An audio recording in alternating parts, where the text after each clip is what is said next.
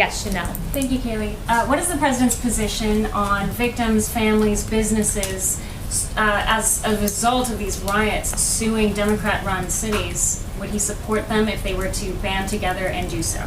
I haven't spoken to him about that specifically, but certainly what you're seeing is it is Democrat cities where you're seeing all of these numbers increase. When you look at, I just noted to Yamiche, Portland, Seattle, Philadelphia, Minneapolis, Chicago, New York City, these have all seen anywhere from a 33% spike in the murder rate to a 277% increase in 1 month alone in New York City. It's appalling, and it is Democrat governors and mayors and lawlessness that they're allowing to prevail. When federal forces come in, the situation changes, and it's so interesting to me to see Democrats who once disparaged, who ignored the violence, I should say, all of a sudden caring about it. But let's not forget what they said previously. Speaker Nancy Pelosi downplaying the violence rocking U.S. cities, ignorantly saying people will do what they do.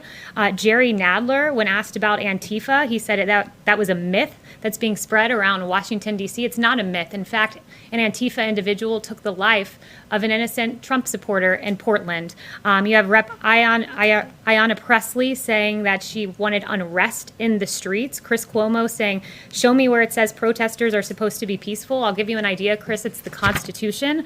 Don Lemon saying, quote, the rioting has to stop, Chris, as you know, and I know it's showing up in the polls, it's showing up in the focus groups. It's the only thing right now that's sticking. So now all of a sudden, 90 days later, I from this podium have talked about law and order. The president has talked about law and order repeatedly, but because the polling has shifted, now it's time for the Democrats to deny what they said previously and all of a sudden focus on law and order. I'll leave you with this. That's like the arsonist blaming the firefighter.